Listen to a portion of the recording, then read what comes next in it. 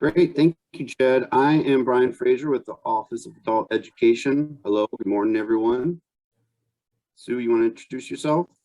Sure, I'm Sue Johnson with the Data and Performance Reporting Unit, and I partner with the Office of Adult Ed to solely make MAERS fun for your pleasure. And we did some front work and had a poll that was supposed to be issued today at 9:30 in our in our webinar, and I'm assuming it didn't happen because I haven't noticed anything saying that the poll's in the chat box. So if you can, the main question we were wondering is who uses CASAS, who uses CASAS paper pencil, who uses TABE, paper and pencil, or who uses CASAS or TABE scanners. That was So does anybody see the poll? Can anybody see the poll in Whova? I wonder if this is like a California time or if it's on a different time. Yeah, I was just looking in the Whova app, and they have a section for polls, and there's nothing under it. Yep. So they're still pending that I see, but yeah. So it'd be kind of nice to know who does what currently. Hey, Sue, if you want to send me the name of your poll, I'll see if I can find it in the conference event planner and see if I can push that out. This is Stacy, by the way. Hi, Stacy. It is called, what type of dating partners does your program prefer? Okay, thanks. I got it. Cool. Thank you, Stacy. We have another one too, if you want to find that, that's supposed to come on later. So small technical difficulties. If you've ever seen me in a webinar, you know that's generally how it's going to go. We should we look at some of the people and some of their answers, or what do you think, Sue? Jump right into the PowerPoint. Well, if people are answering that right now? Yeah, there's some in the chat. What they got. It seems to be a pretty good split right now between CASAS and TABE. And there are some that are doing online and paper pencil. I'm just kind of scrolling through. Some people just said CASAS or TABE. The poll's published if people want to. Thank you, Stacy. Thank you, Stacy. Don't go anywhere. Yes, find our other poll too, please. So if everybody could go to the poll. Okay, it's published. Where? It's in the app.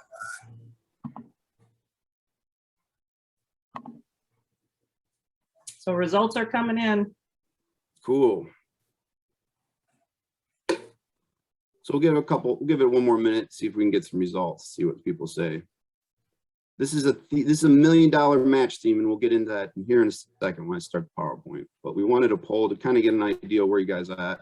I also like to start off right from the beginning. I said this a lot throughout the year of talking about data match on the way. It's been almost a 3-year process. So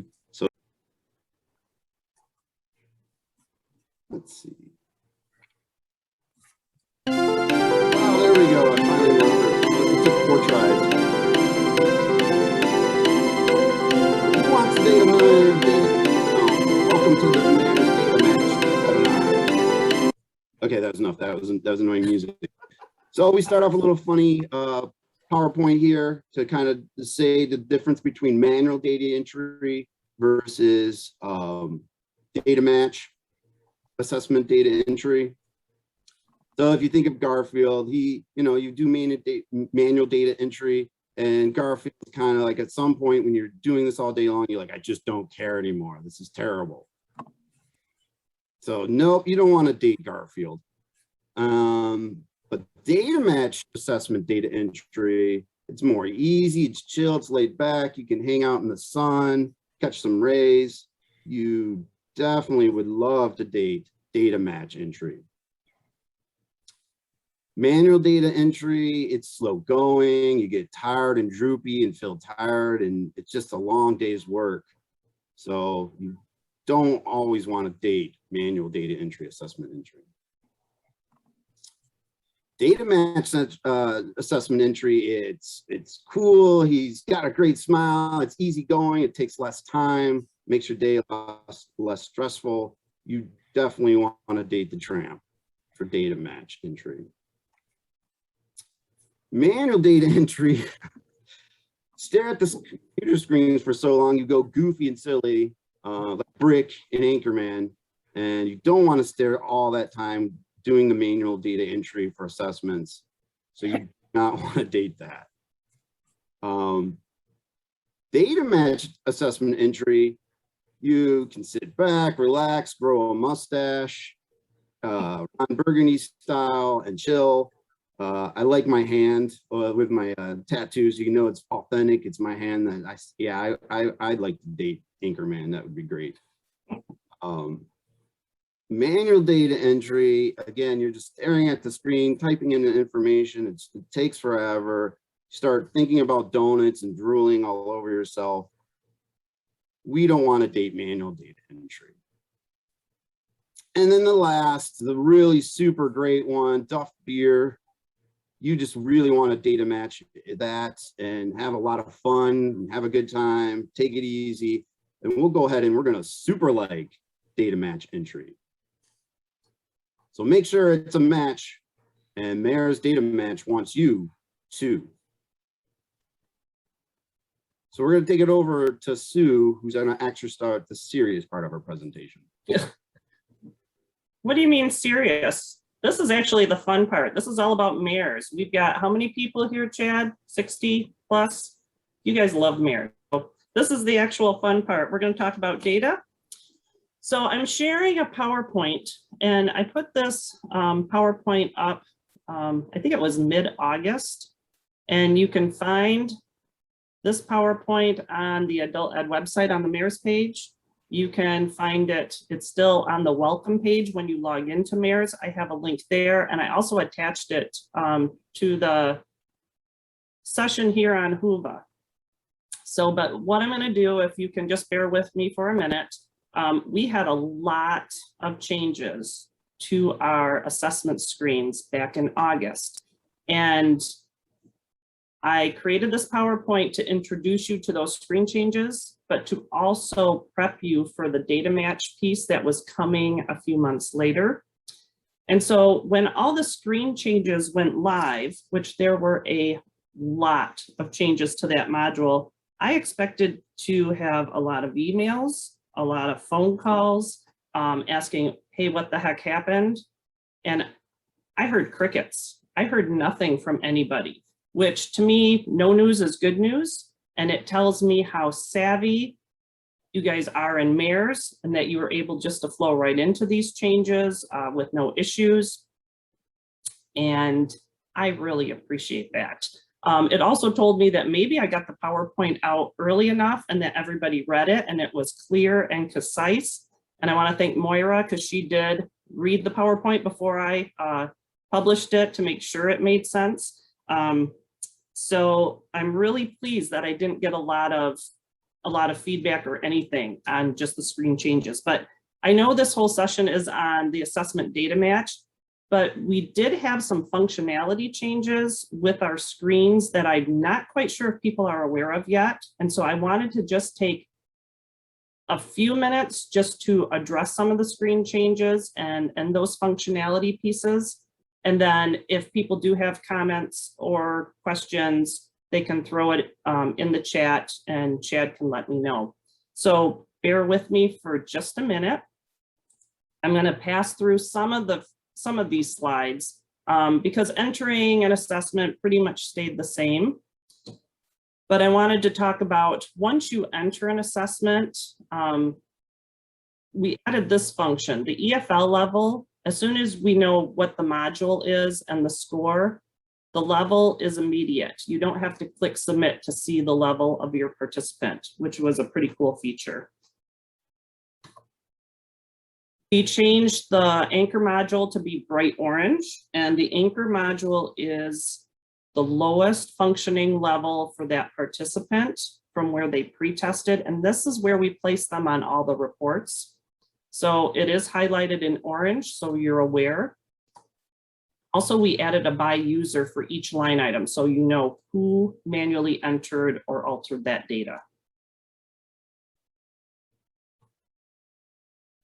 And you still have the ability when you do manually enter an assessment to go in and make any adjustments and changes if you had any data entry errors to the date, score, or in the form numbers. And this, to me, I love this piece. You can use a previous year's test for the new year's pretest, and we have the copy button there. So if a test from, for example, here 2020 was eligible to be copied over, you see a copy button. You just click copy. The modules that meet the test date requirement will be copied over to 2021 for that new year's pretest. And that's in the assessment policy. It was there last year. It's in this year's assessment policy where you can use any test dated from July 1st to June 30th in the previous year for the new year's pretest. So entering an assessment, once your pretests are in, if you remember, we had a post-test button on the old screens. Now, when you want to enter a new pretest, you're just going to click on this enter new assessment, and it's going to provide you some data entry fields to enter one or more assessments. So in this example, and I hope this is clear or big enough for everybody to see, in this example for listening, there was a pretest July 1st. I had enough hours, so you have to make sure you have the required hours to put in the next test, a listening post test, and you have to make sure your form and form number compatible to the previous test taken. So it needs to be an alternate test or more difficult level. If you violate any of these rules and click update, you'll receive an error because it's considered an invalid test.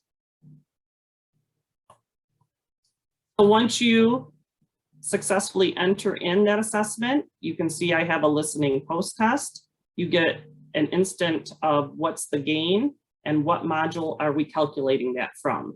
So whichever module has the largest gain is what we're going to use and what's going to display. In this example, I just have the one post test. So I have a pre on July 1st and a post test in October.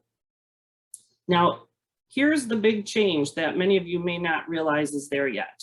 In the past, if you tested again, and in this example, in listening, if you tested again after you had another 40 hours, you had to go back and delete this test, or you had to overtype it with the new test information. We received a lot of feedback that you just wanted to be able to add tests into the system, and you didn't want to have to go back and manipulate it and lose that information in the system. Even though you have the tests in the file, you were losing that history for the participant. So if you have an additional, and I'm just going to use this as an example, an additional listening test, you have another 40 hours after October, you simply click the enter new assessment. You get the drop-down fields to put in the new test. And once you update, now you see I have a pre-test in listening on July 1st. My post-test now just shows a dash. And now my newer test is listed as the post-test. So any test that you see with this dash, that's just going to show you a history of this participant's progression. However, we do not use that test toward any performance. It does not hit any reports. We're not using it for gains. It's just showing you a history. So in this particular example, the participant started at an EFL level 6. We tested them 3 months later because they had enough hours. They were still a 6. 2 months later, they had an additional set of hours to meet the requirements, and now they're proficient. And then you can see the gain reflects that. So that's the big functionality change. And so I don't know, Chad, if there's any comments or questions regarding this, and I'm not sure how often people test throughout the year. In the past, we used to have a progress test, but to me, now you can use the official TABE or CASAS tests and actually track that participant's progress.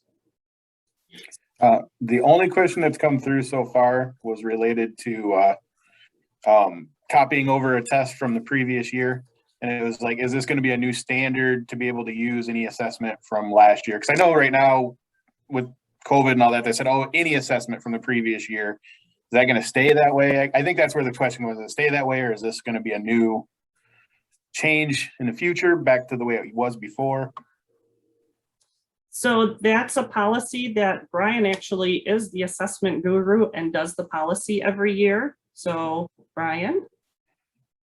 I imagine it'll be in the future, but no, I'm not the authority on that. I'd be on my pay grade to make the decisions. I make the suggestions, but I'd be surprised. Everybody really likes that and has really been vocal about how much they appreciate that. So I would be surprised if we would change that, but you know, leadership at Leo would be making those decisions.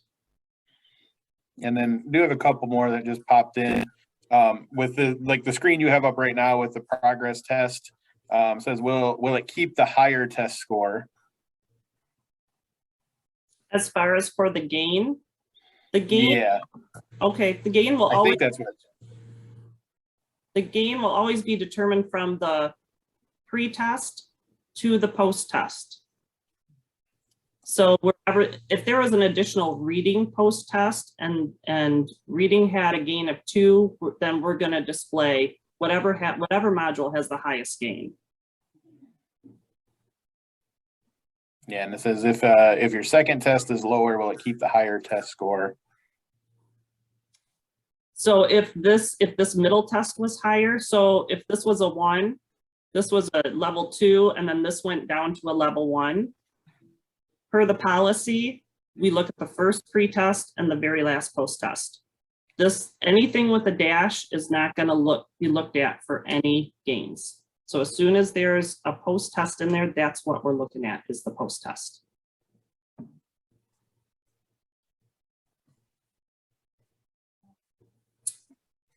Anything else, Chad? I think that seems to be it right now. Okay, well, now we're going to go to the fun part of data match.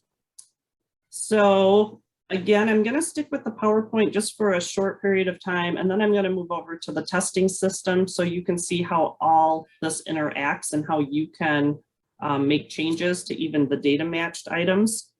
So data matching with assessments, and as Brian indicated, we will data match with TABE online, CASAS online.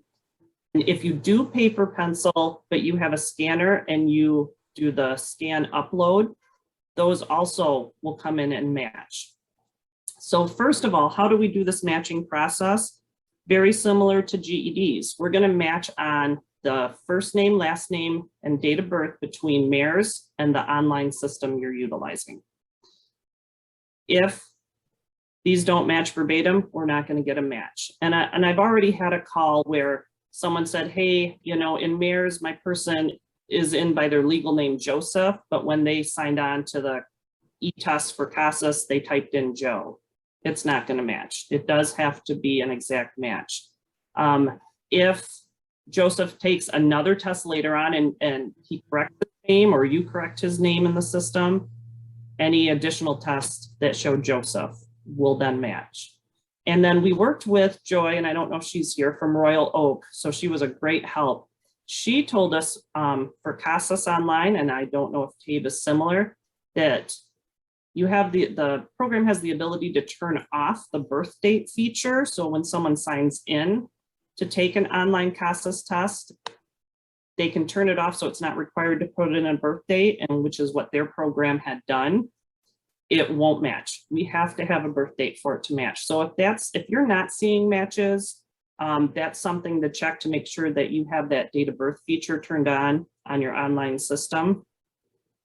And then just so you're aware, we do have probably about 300 we've discovered where everything does match and it should have uploaded, and for some reason it's not, and we're working with CASAS. That seems to be a CASAS thing right now. But it's only about 300 tests out of everything that's been taken. So we do still have a few little glitches that we're working with CASAS on to make sure that everything is uploading accordingly as long as the first name, last name, date of birth matches. And if you have, sorry to interrupt, but if you have a match that you believe should be working, send it our way. Absolutely. And we can look into the issue if it's an issue. Absolutely. Yep. Send something to the mayor's help desk saying, hey, we checked, the names all match, birth dates are there, and this still didn't upload, and we'll take a look at it. So I'm just going to give you a little idea about the process as Brian had asked in the beginning of how this works. So every single day, TABE and CASAS sends the state file with all assessments that were taken online or scanned and uploaded every single day. We receive that about midnight every night. So anything taken today, we will get tonight from TABE and CASAS. And then we will look for that first name, last name, date of birth match, and we will upload all matches into the mayor's registrations the next day. So here's a big question, and we had to really work with this when we were putting this process in place, is you have a data entry policy that the state put out that says data entry has to be done on a monthly basis for mayors, and it's on a 1-month lag. So we're sitting in the month of October, so all your registrations, assessments, class enrollments, attendance that have taken place in September truly aren't required to be put into MAERS until the end of October. So what happens if you register somebody and you assess them, but you haven't entered that registration in MAERS yet? So again, every day we get these files from TABE and CASAS, and we're going to put them in a table. So we have a table built to collect this data. And we will hold this data for 90 days. So every day we're going to look for a match, and we're going to go back 90 days from that day's date to determine, was an assessment taken within the past 90 days? If there was, and there's not a registration, it just sits in a table. Once that registration is entered, so say you enter a registration today, but you assessed them last month, tomorrow our system is going to recognize that because it's within a 90-day period. We can't store more than 90 days. This is a lot of data for the system to hang on to. It was decided we could do at least 90 days. So we are giving you, we're staying within the policy guideline of keeping your data up to date within 30 days and actually giving you a little bit longer window to work with. So just because you haven't registered somebody yet and you've tested them, again, if it's within 90 days, once you get that registration in, we'll upload that data match for you. You just have to realize it's not going to take place till the next business day. So in the past, we have had schools that may not get data until January or February. So we don't ever recommend that, but just note if something happens and you are more than 90 days behind in getting data into MAERS, you are going to miss the opportunity for those data matches, and you'll have to manually enter in data. So again, the 90 days is very generous. That will at least we're able to keep that up. That was the most that our tech people felt that we could keep all this data housed with us. So we're going to stay with the 90 days, and hopefully everybody can just keep their data up to date, and this won't be an issue. So how do you recognize that the data matches are even being successful? Well, right now we have the post-test listing report. You can pull that and identify pre-test and post-test going in. It doesn't indicate if it's a data match test though, or a manually entered one. However, if you assess today and the registration is in MAERS, tomorrow you could pull that post-test report and you can identify that the pre-test is there. What we're working on right now, and hopefully it will be done within the next month, is an actual online report that will help you manage all data matched assessments. And it's a very simplified report that will give you a number of matches and maybe matches that came in that couldn't be used for whatever reason. So you can manage that process. So how do you recognize a data match? And if you've been in MAERS recently and you do any of the online testing, hopefully you've seen some of this. But it's very simply, when you're looking at the assessment screens, we have a data match column. It will have a yes or no. And for a data match, we're going to have a record status with a drop down of active, or it'll say inactivated. And we'll talk about that in a minute. And the user is going to say system. And you'll notice that you can't alter a data matched item as far as the test date, score, form, and form numbers. However, for your manually entered assessments, you'll still have that ability to edit and update those. So this was a big process for us to try to determine this. Data matching is wonderful, but what if something comes in and matches, but you really can't use it? And an example would be that maybe you tape test online and you haven't actually tape tested them, but you have the registration in and you haven't done the assessment yet. But maybe a month ago, they were at a Michigan Works agency and took a CASAS test. What's going to happen? That CASAS test is going to upload. Well, you can't mix tests in the system. We're not going to let you do TABE and CASAS and see that record, see that combined record with those different tests. So if you find, hey, they have a CASAS score in here and we offer TABE, we can't use this. We give you the ability on this active record status to do the drop down and click inactivated. So you can inactivate it. When you inactivate, you'll get a notes field that's required for you to complete. Just put in a brief reason of why you're inactivating the record and you click update. Once you click update, notice the test type turns to that dash. And that dash means not going to be used for anything. We're not looking at it for reports. We're not looking at it for gains. We're really not looking at that item. We didn't want you to be able to delete it because it might be nice to see that they tested elsewhere and what they tested at. But we want to give you the ability to choose not to use it if you don't want to use that test. So even though this is a data matched item, because it was manually altered, the by user will change to whoever altered that. So in addition, tests can match as inactive as well. And probably you're seeing some of these today. Because data match didn't go live until October 9th, many of you already put in your pretest manually.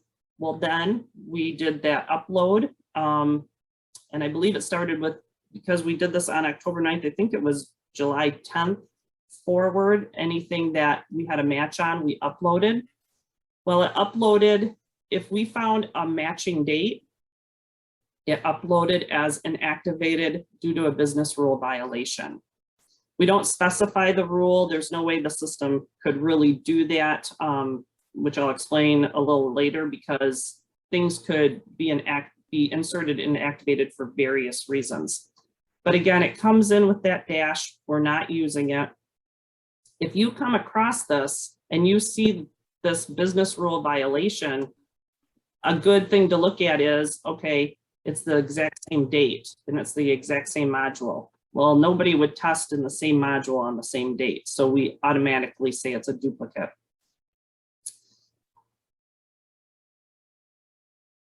So I have had a lot of questions saying, hey, I'm seeing this. Do I have to go in and activate these? Absolutely not. We don't want you to have to do any additional work. You already have your manual test in there. Please don't take the time to go back in and activate the data matches. If you want to do it just to see what happens, definitely feel free.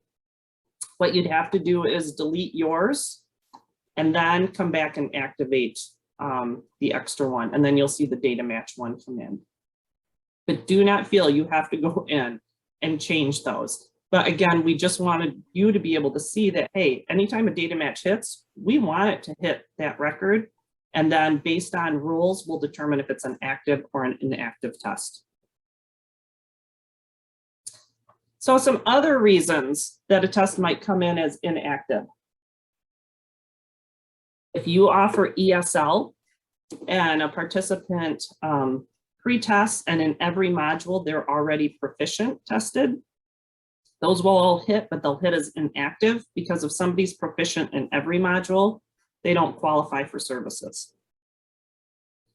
If a form or form number is not compatible with a previously assessed test in that same module, it will hit, but it will show as inactive. We can't use it because, again, the next test needs to be the alternative test or a more difficult level test. So if you test with an easier test as a post-test and then it matches, it's not going to be active. And then the other one you're going to see quite a bit of is insufficient attendance hours between tests. So again, as we talked about the data entry policy, you do have 40 hours in and you assess, but you don't have those 40 hours entered into MAERS yet. So the test will come in and match in MAERS and it will match as inactive. So if I update that attendance today, tomorrow my data match will automatically activate. So that will be an automatic. You do not have to go back and activate that. You can choose to, if you're already in the system, you can choose to activate that inactivated record and the system will allow it because now you have the attendance hours in, but you do not need to do that.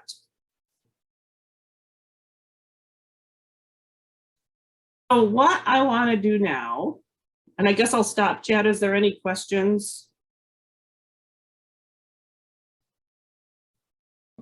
Sorry, I'm over here chatting away as I realize I'm muted. I think you've pretty much answered most of what was coming through, or Brian has gotten a few on the chat too. Great.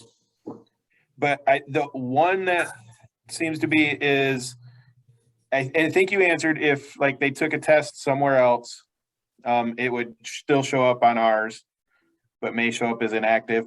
There was a question about if Michigan Works, like say we got students that are working with Michigan Works, can they see these just like we see the data matched? No. No, they can't. More advanced. We are very, now, okay, so and I'm not going to go into great detail, but my unit that I work in also works on Osmus. So there's 5 people who work on the Osmus system, and then I work on MAERS. And it truly is the same system with a firewall, but they are working with, I don't know, 7 different programs. I'm working with one, with the Office of Adult Ed. So every time we have, because we have GED data matching, we have this data matching, they don't have any of those data matching abilities yet. They know I'm doing them, and it's just the ability of them turning this on their side with a lot of testing work. They just don't have the ability to get that done yet. But it's the same programmers who work on both systems. So the hope is, because we've paved the way for a lot of this, that they're going to follow suit at some point. Now, they're not going to see our MAERS records, but they may see that a test was taken with us. But again, that's some point in the future. So I don't know. If they take one at Michigan Works, we wouldn't see it then. We will see theirs. It will. We'll see Okay. theirs. They won't see Yes, ours. as long if they take it there, as long as the first name, last name, date of birth matches, it could upload to this participant, to your participant. And then you have the ability, do you want to use it? Can you use it? Or do you want to inactivate it? So if they use TABE and you use TABE and one uploads and you're like, oh, I already got the test, great. Now they don't know how many hours and the services you're providing. But if you both use TABE, you could utilize that pretest if you already see one is in. And again, you use your post-test listing report for that. So that would be great. And then after 40 hours, you know the form and form number used, you could then post-test using TABE as well and continue on from there. So yes, you should be able to see what another program with Adult Ed does if they also have that same participant or a Michigan Works agency, but you also have control if you want to use that or not. Okay. I think there was a couple questions related along that, and I think we kind of answered those because that was one of Stacy's questions. Okay. I think she got the answer there. No? No, No, I need clarification. Sorry. So, I mean, I get what Sue is saying, but do we see the, where that test was taken once it was data matched, if it was taken at an adult ed or a Michigan Works? No, it's just that Tabe sent it to us or copied Okay, it to us. We will not know where it came from. So, that's a problem. Okay, but okay. you have the power to inactivate it. So if you don't feel comfortable with it for whatever reason, you have the power to inactivate it. Absolutely. You do not have to utilize it. So I'll note that concern, Stacy. And again, I think it's just because we're seeing it from the system.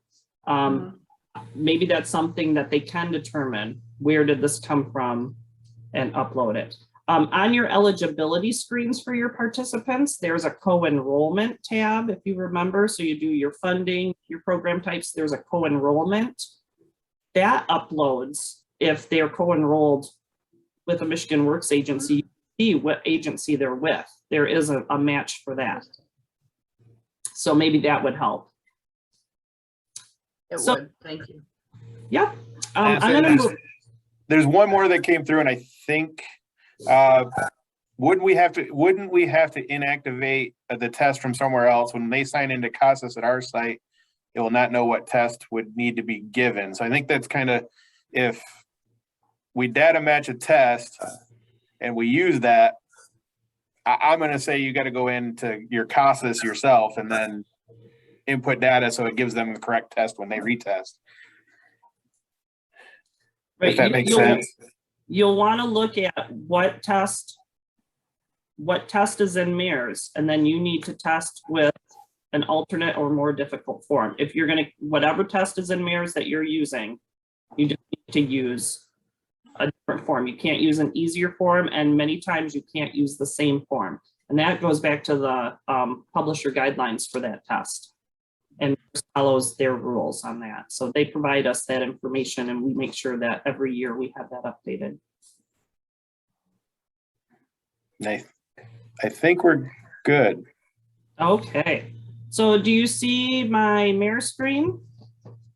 Is that being shared? Okay. So online assessments. Whoop, whoop. This is exciting. Brian said it's been almost 3 years in the making. It's actually been 3.5 years in the making. So it's really exciting that this is here. This is a test site, so you're going to see some things that you don't see in the live system, but I wanted to give you just a feel of what it's like when you do make changes. So I am going to bring up a sample participant. We're going to look at their assessments. Is the screen big enough? Do I need to blow that up at all? I would make sure I'm not muted. I would blow it up. Any bigger? Yeah, that's better. That's better. Okay. Thank you. So first of all, looking at this participant's screen, it is a little busy, but let's look to see what's happening. So I see I have a pretest. It was not data matched, and this is what my testing site does. Because when I test, I have the ability to move it from a data match to not, so I can test the functionality. In the live system, as I showed you on the PowerPoint, these are not drop downs. So this is a manual entry. These fields are still open. It says no, and it says that I handled it. So this is a pretest and listening. So here's a test and listening. It's got that dash. We know it's not being used. It's got the same date as my pretest. So again, this is what a lot of you are seeing today, because you already manually entered your test before we went live with this. So because the test date's the same, this immediately came in as inactive. And then I have a reading pretest, and I have enough hours from September to October. So I must have had 40 hours in for a listening post test that also was matched. However, you see my name here, it's because it must have come in as inactive. and I activated it at some point. So if I just wanted to play with this to show you, okay, so this came in on the same date, score's the same. Ooh, the form number is off. Did I make a data entry error? Most likely I did. So you can decide, hey, do I need to fix this? Or do I want to accept this test? Or if everything does match and maybe you just want the data match to be used versus your manually entered one. First of all, if I try to activate this and update, I'm going to get a duplicate error because this already exists. So what I have to do is get rid of my manually entered test before I can actually activate that other one. So to delete one, you can nullify all the fields or just nullify the form, and then it instantly takes the other fields out. Click update. And did you see what happened? We had a listening post test. So this is really key when you start moving around dates, deleting, activating. My listening post test now became my pretest. And in the past, you could never delete a pretest if you remember. Well, now you can delete one. However, it could change the order of your forms. So now my listening post test is my pretest because I just deleted out the only active pretest that was there. So now I'm going to change this to active, update. So now that test is back to being the post test. This is active. And even though it's data matched, it shows that I am the one who activated it.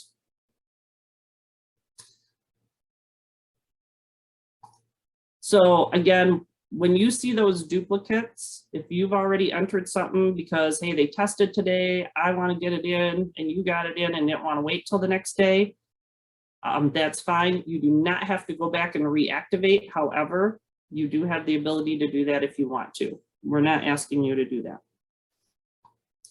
So on another record, to show you something else that's gonna probably happen quite a bit to you, we're going to take a look at this participant's TABE test.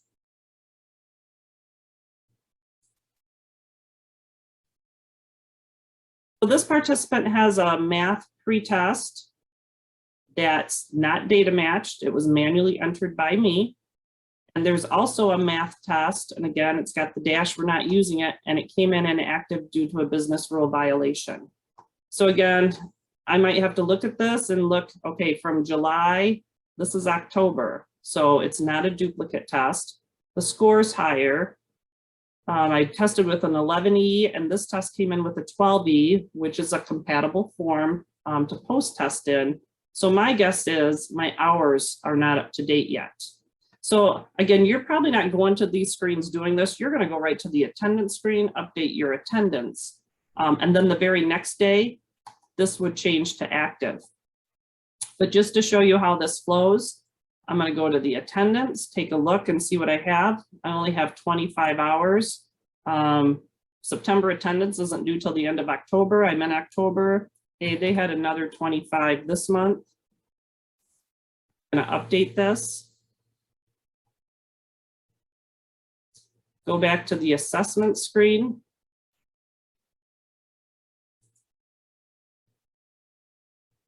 And I can wait till tomorrow and this will instantly activate and it will show there's a post test on that post test listing report. However, if I don't want to wait for overnight or just to show you an example, I can change this to active, update it, and now there was enough hours for that to be an active test.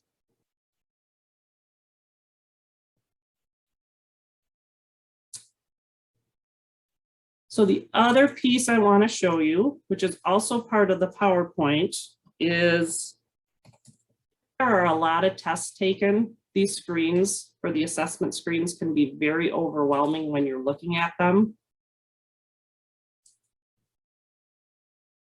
So looking at this participant's assessment screen, That's a lot. That's a lot of information. It's a lot to try to figure out what's going on. And again, I don't know how often you'll test multiple times in a year or not.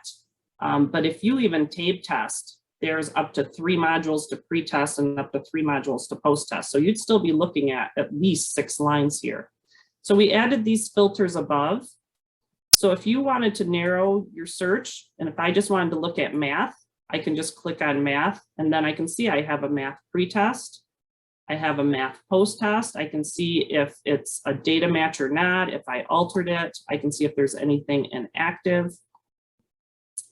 And when you don't need that any longer, you just click on that mathematics link, and it will take you back to the full view. You could do a search on types. So if I just wanted to look at my pre-tests, I can do that. If I just wanted to see what I touched, I can do that.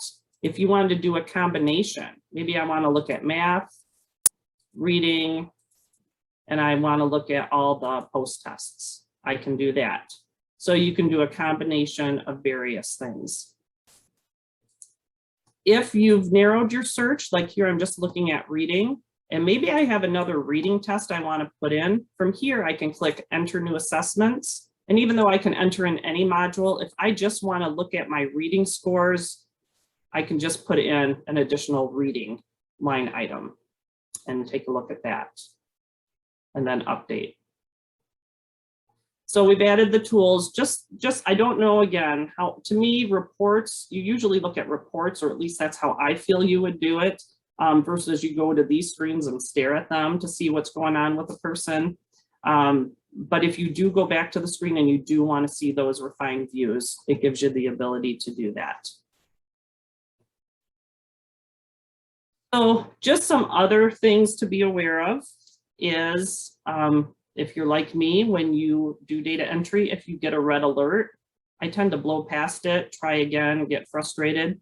We tried to make the error messages as clear, as concise as possible for you. So if you do get an error as you're entering a manual test, or if you're trying to activate a data match test, just read them carefully. We're trying to be very specific. So for attendance hours, we may say, hey, there's not enough hours between a pre and post test.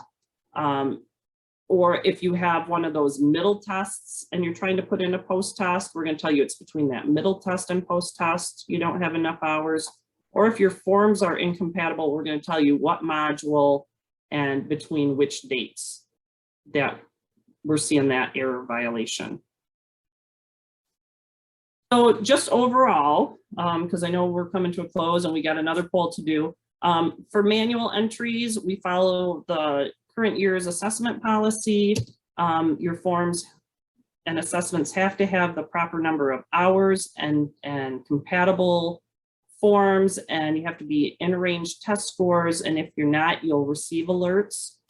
And just know, as I demonstrated, when you activate, delete a manual test, change a date on a manual test, you could be changing the order of your test from a post to a pre, or from a middle test that we're not counting to a post test. So just be aware of that. And for online matching, we're only matching those tests taken within the year for that current program year. So if you take a test between July 1st and June 30th of this current year, it will only match for this current year, for that year's assessment. And again, just as a reminder, we're matching on first name, last name, date of birth. We're doing a daily process. It runs overnight, and we're always looking at the previous 90 days. And the data match process also will follow the current assessment policy. And if any violations are found, again, it will insert as inactive. Once the business rule is fixed, if you wait, the very next day, it will automatically activate for you. And if a match is found in it and it hits a hard rule, we won't insert it at all. So a hard rule would be, for TABE, you have to test at least at a minimum of 300. If scores are below 300, we're not going to upload anything. If you have a TABE saved already for that participant, and a CASAS tries to come in, we're not going to upload a CASAS because there's already a TABE test there. And again, you have the ability to inactivate if you need to. And just so you're aware as well, because an inactivated test, once a rule is met, will flip to active. If you manually inactivate a test, we will never touch that test again, even if a rule is met. So if you manually inactivate it, it will always stay inactive until you manually activate it again if you choose to do that. So with data matching, you are going to see some sharing between tests with other agencies and programs. And Stacy, I think that's a great point. You may not know where that test is coming from, but again, you have the ability to work with that test or get rid of it if you so choose to. So that's the end of mine. Are there other questions at all? Before we move back to real quick, I know we only have a few minutes. The big 3 takeaways, if you're busy thinking about all the different ways that you can use this, is that you need a real name, right? So you think of data match or theme of data match, you want to make sure the person you're dating is really that person, right? So you want to make sure it's Joe Smith, not Joseph Smith. That will not do the data match. Date of birth. When you're dating someone, you always want to make sure they're old enough to date or not old enough to date, and you don't want to go to jail. So you want to check their ID and make sure you know that date of birth is important. And the last thing, when you date somebody and you wake up the next morning and they're still there, you're like, oh, this is a great match, right? Same thing with MAERS. It runs the next day. So you can make all the fixes you want, but you're not going to see that match until the next day in terms of putting in your hours correctly and all that. So remember those 3 key things. And there's a lot of other things to remember, but I think that's a big takeaway from today. So Stacy, we have another poll that was supposed to be published. Oh, it is published now. And there are results coming in, Brian. Awesome. I believe the other one is, if you go into the Whova or the Whova app, it's the poll's there. Those are some great dating rules, Brian. Thanks. A lot easier to remember that way. We still have a couple of questions. Whitney, I answered hers, but yeah, there is a lot more electronic matching going on. So people are wondering, should I keep all the paper? Keep all the paper for now. Our monitoring team is still working on the process of power monitoring. So I would not just start throwing things away tomorrow. I would hang on to your documents for now, but as I said, I see in the future that there'll be a lot less paperwork. And also in the chat on the Whova app, if there's any questions or you're thinking you see discrepancies, definitely email the MAERS help desk, which is leo-maers2.0@michigan.gov, but that's also in the chat. And we'll definitely look at all of those. But also, if you do like to hear about it, and stay tuned. In about a month or month and a half, we'll have an actual report that you can utilize to manage these data matches. There's a question from Joel about what database the student legal names are being matched from. It's coming from CASAS or TABE, whoever you're using. They're the ones sending us the data. So in our poll results, it says, no, I love my partner. I would never leave them. I'm hoping that you already have data matching, and that's why you're saying that.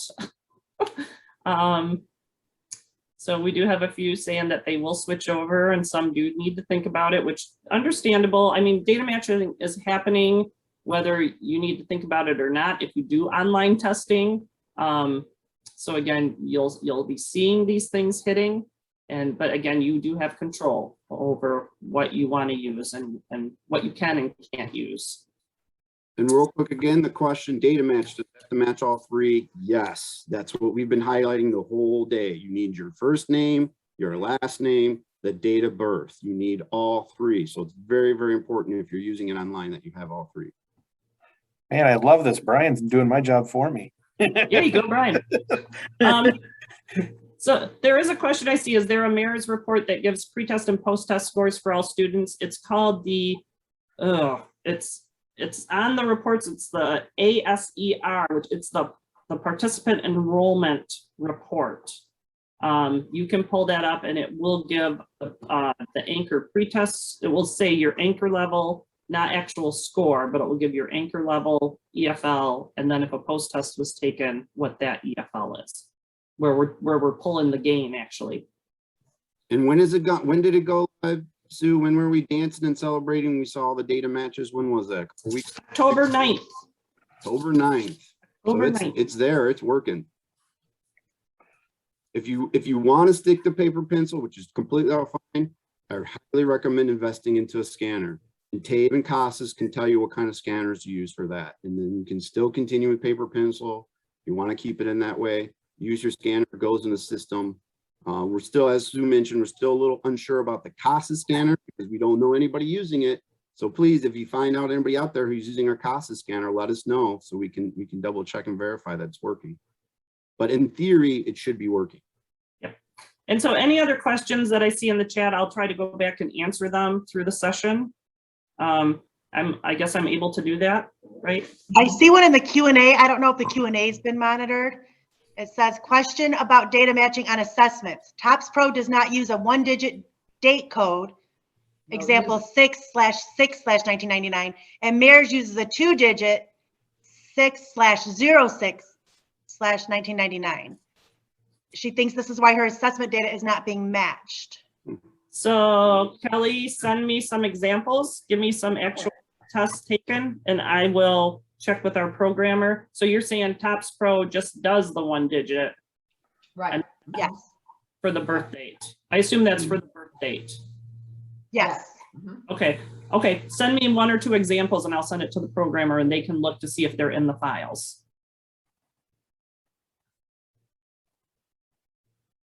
Thank you again, everyone. Appreciate the activity. This is good. I hope I'm making sure I'm still not on mute. I'm hoping everybody have a great session. Thanks to McKay. Thanks to Sue, the MAERS queen. And look out for trivia tonight.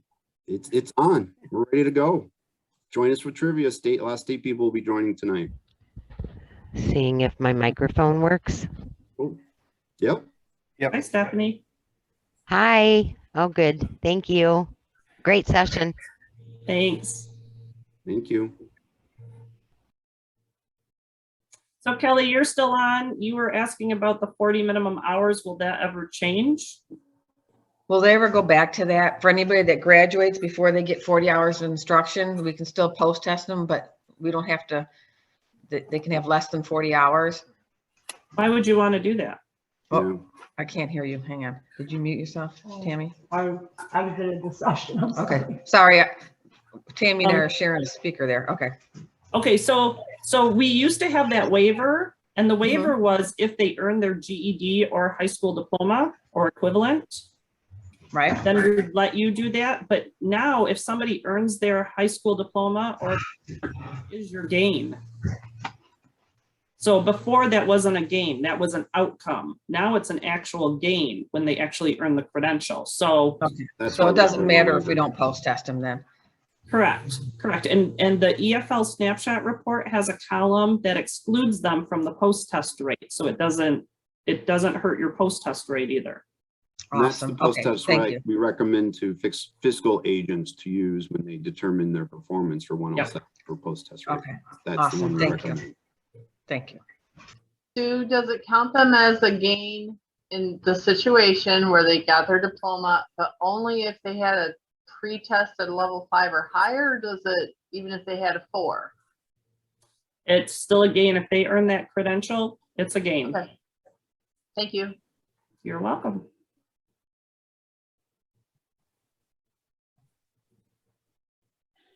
Sounds like that might be it. That's it. Okay, thanks everybody. Thank you. Maybe the next one I'll be a little more in depth in what I'm doing when I moderate. Chad, you did It was fabulous. good, Gold it was good stars. practice. Yep. Brian, great job. Screen sharing. And he was in the chat just as much as I was, so. We'll be Zoom experts. I don't know about that. Well, thank you. I'm gonna stop the recording Okay. now. Thanks, Chad. Thank you.